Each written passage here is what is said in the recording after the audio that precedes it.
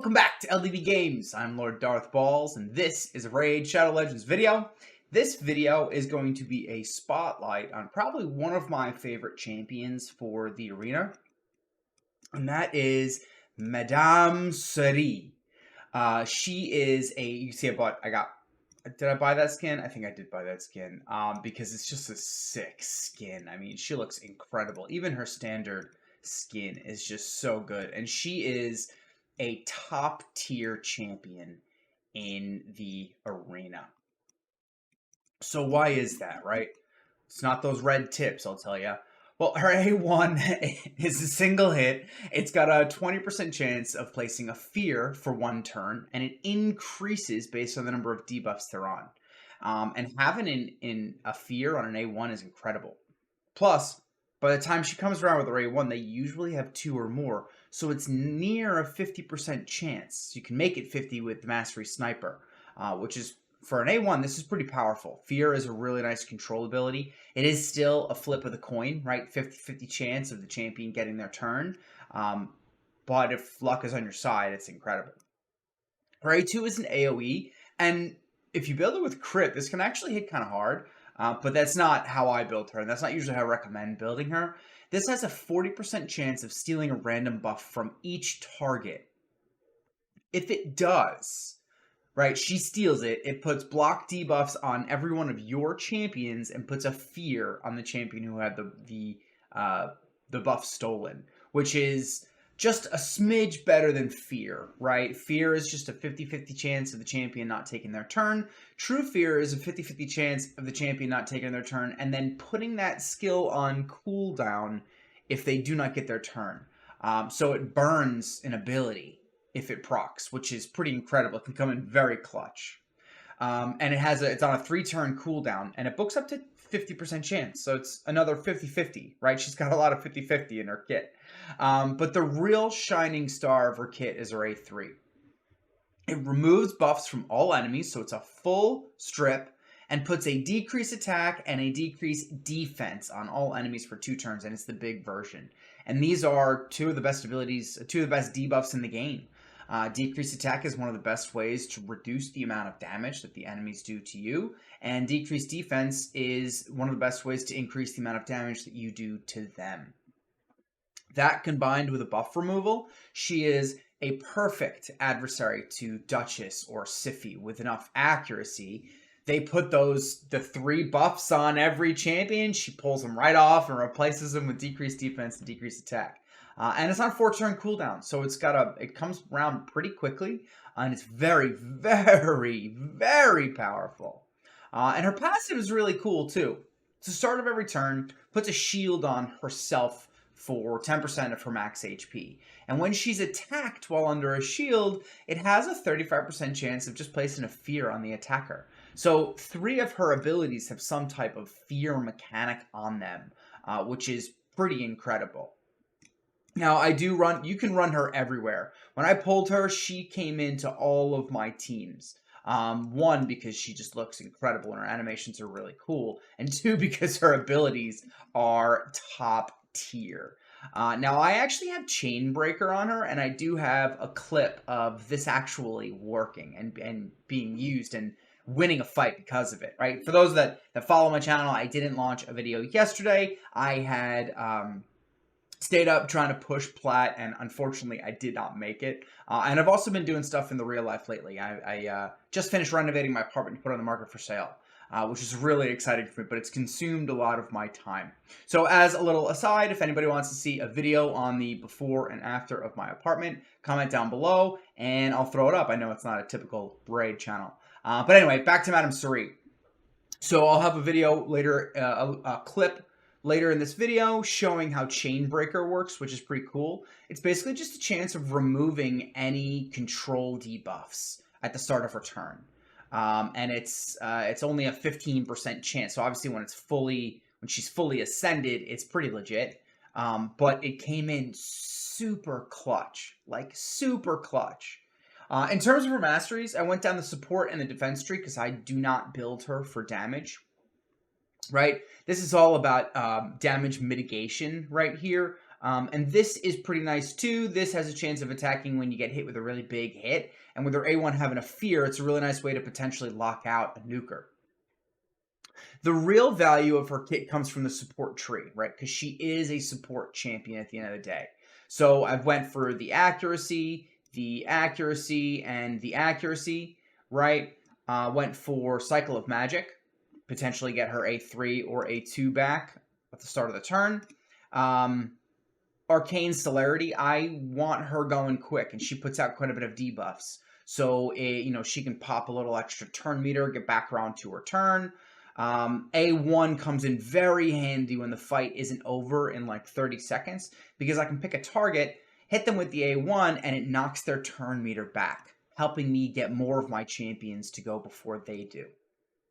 Master Hexer is a chance to extend the duration of any debuff cast by this champion for 1 turn, which means when she does because it doesn't do fear or true fear. So when she does her A3, it has the chance of putting the decreased attack and decreased defense up for 3 turns, which is pretty powerful. And then I went for Eagle Eye to max out the accuracy. Now, if I were to rework this, and I may, I would probably drop Cycle of Revenge and take Sniper.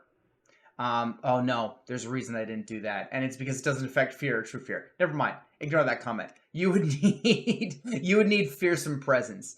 But unless I can find a substantial amount more accuracy, I still get resisted, and we'll go into the build in just a second. This would be a pretty viable option as well if you want to get those fears. You want to have a better chance of getting those fears out. So how do I have her built? I have her built in 2 sets of speed and 1 set of perception. She's running 309 speed, and that's so that she is perfectly tuned into my Arbiter. My Arbiter goes, and based on her speed and the turn meter boost, there is no way for any enemy champion to cut in between those two, which is pretty cool. And I have her built with some decent effective HP, right? 56k HP, almost 3k defense, and 495 accuracy. Now, if you're asking me, I want this to be higher. She doesn't have too many issues unless I run into, like last night, or rather Sunday night, I was deep into Gold 5 and the beginning of Plat, and I was getting resisted a lot with her. So realistically, I need probably at least 150 to 200 more accuracy to be a bit more reliable for a Plat push. But gold farming, this is more than enough. Every now and then someone resists it, and you always have a 3% chance, but 500 accuracy is a great place to start. So that's the champion, and like I said, I love this champion. I use her only in Arena now because her animations are slow. So, like, it doesn't make sense to pull her into other areas of the game at this point for me, because I'm trying to reduce my speeds. In the beginning, she was in everything because she was so powerful. But you see, I've got a team here with her. I've got a team here with her. I've got a team here with her. I've got a team here with her. And I've got a team here with her, right? So she is, and I'll showcase a team that's not here that I built, that I was building on Sunday night when I was going for Plat Push. And it's actually, I think it's this, if I remember correctly. I'll have to go check the footage when I edit it in, and it was using George's. So it was this. So what this, and it was mainly against Rotos teams. I did a video about Ultimate Death Knight recently. He is an incredible tank. And when it wasn't Rotos, I'd bring in Leo for his unkillable passive. But you have the buff stripping and the decreased defense and attack. You've got the hex, you've got the cleanse, you've got the poisons, and you've got just pure damage with some tanky damage mitigation here from any single target hit. Excuse me, which is pretty cool. So let me clip in some footage from my failed Plat run last night, and hopefully you'll get to see some good fights. So this fight actually ended up being a loss, but the reason I'm showing it, so I try to strip there, and you can see Marichka has Stone Skin up. Now, the reason that I'm actually showing you this clip, I ended up beating this team with a different team However, Madame Cerise uses her A2, and even though she's got a True Fear on, it procs, and I steal Stone Skin. So like this little cut, like I said, even though this is a loss, this is just with the intention of saying like, hey, look, like you can even steal or strip Stone Skin off. One of the most powerful capabilities of Madame Cerise. Instead of putting Duchess and Mithrala in with Georgette and Cerise, so you can see there's her A2, throwing up True Fears, stealing buffs, putting up block debuffs on everyone on the team. Just an incredible way to kind of like try to turn the tide of the fight. Now, Marichka was a menace because she has such a unique passive where when she's killed, she revives everybody. So in that, I think it was that first fight, or maybe it was this one. I actually take down Marichka when she's the last one alive, so I went for her first here, and then I cleaned up with Georgia the Breaker, and I got pretty lucky with a couple with petrifications. Mithrala is such an incredible champion. I plan on doing a guide about her pretty soon. There's a fear on her A1, reduce the turn meter, although I didn't get the proc on it. Either way, it's just a really good showcase of her ability. See, there's another petrification, but you know, that fight ended up being a win, which is awesome. Here, this is a really interesting fight, right? So I had a feeling that Mortu would have Stone Skin, so I brought in both Georgette and Gaius the Gleeful. I wasn't sure kind of how this fight would play out, and I brought in Mithrala and Cerise as a way to support them. Now, Georgette was probably a mistake. So Cerise comes in first with her A3, strips everybody except for Mortu Macabre. It is what it is, right? There's only a 50-50 chance of stealing Stone Skin or stripping Stone Skin. George is down almost immediately. He was not a smart move in this fight. And right now, Mithrala goes down. So at this point, like, I don't think I have a very good chance of winning, right? Madame Cerise comes up after almost getting taken out by Rhodos, uses her A2, steals the Stone Skin from Mortu Macabre. I come in with the A2 on Georgette, put everybody to sleep, put some bombs out. And then I have my A1 with Madame Cerise. And what do? I go for Mortu, push his turn meter back a little bit, and throw Fear on him. Everybody else is starting to fall. I got another turn, Fear procs on Mortu Macabre. Now, I'm a little unsure of what to do at this point, right? Rhodos is almost dead, so does it make sense to use his A3? I don't think so, right? I end up using his A1 to try to kill Rhodos and get the extra turn. Didn't quite get it. That's okay. So Cerise comes back. She's got her A3. Only gets the decreased attack. It is what it is. I get another Fear, even though I've got Polymorph procced. I get another Fear. And I wasn't sure what to do here either, because my Gaius isn't built with 100% crit rate. I built him with a tremendous amount of accuracy in Stone Skin. But I tried to just use my A1, and he procs Polymorph on Mortu Macabre. So here we are. I've got my Cerise polymorphed. We've got Mortu polymorphed. And I don't really even know what to do right now, right? He's racking up the bombs from hitting Gaius. Gaius is teetering on the brink of death right now. I come in with my A1 again, trying to get the Fear. I didn't get it, but here's the bombs in sleep. I've got my A3, so I'm not actually hitting him because it's a place. And even though I got polymorphed, boom, it ends up being a victory. What a wild fight that was. I really thought I was going to lose, but some of Cerise's capabilities paired with Gaius the Gleeful's were the reason that I was able to win that fight. Incredible win. So I know this is not going to be a very difficult fight, right? It's only two people. There's no support. There's net crit, right? But Cerise comes in and she strips off everything except the protected buff from Gaius the Gleeful, which allows me to come in with my Georgia the Breaker, ignore the ally protection, take out Gaius, and then take out net crit. So just a really nice showcase of how Cerise can empower other champions and really negate a lot of the abilities that some powerful support champions have. All right, so this is the fight in which Madame Cerise's Blessing comes into play, Chain Breaker. Right now, my Cerise is built to be tuned into my with my fast arbiter, right? So she's faster than everyone on this team, which in theory shouldn't really be the way you want this. You want her to go after Mithrala so that Mithrala can cleanse her if she does get a controlled debuff.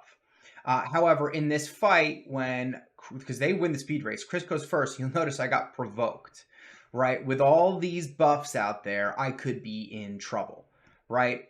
However, you'll notice, boom, when SERRIS gets her turn, the provoke is removed with Chainbreaker.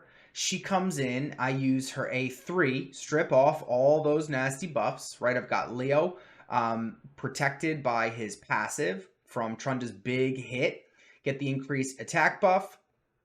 And even though they have some hefty buffs at the end, still clean up with Leo. But that's a really cool showcase of Chainbreaker and how, you know, if RNG is on your side, it can really work out, which is a lot of fun. All right, so this is actually a really cool fight, right? You'll notice I've got Madame SERRIS, Mithrala, Ultimate Death Knight, and Georgid. They have Pythion, Siphi, Mighty Uko, and Rhodos, right? So my SERRIS comes in. She's got decreased accuracy, but I'm still able to strip a decent amount of buffs, which is pretty nice. I cleanse my Georgid because I want to try to take out Pythion, because he just dropped his Stone Skin and he has a cleanse. So I believe I go for Pythion here, unless I aim for Uko. But both of them have full team revives, so I want to make sure that, you know, I pick the right person to try to take out first. And unfortunately, I can't one-shot him. I think his passive just didn't proc. I come in and I get a True Fear on Mighty Uko with Madame SERRIS' A2, and I get block debuffs on my team, which is pretty nice. Now, this fight goes on for a little while, and you notice Mithrala got polymorphed, right? So the fight goes on, right? Georgid gets, I think this is where Georgid gets his turn, and his AoE, like, cleans up. Absolutely cleans up. You see Rhodos getting his thing going, but doesn't do anything. Now, I wanted to prevent Mighty Uko from, there's the fear, and Mithrala comes in as a sheep and just takes out Mighty Uko to cinch the win when Polymorph attacks. So I think that'll be it in terms of the clips that I show you from my failed plat push. If you guys are still here, thanks for watching. I appreciate all your views, and I invite you to subscribe to my channel and make sure that when I do launch content, you'll be able to see it in your feed. And hopefully I can bring you some help or just some commiseration in some of the difficulty and frustration in this game. I'm Lord Darth Balls. I'll catch you all in the next video. Enjoy your raid.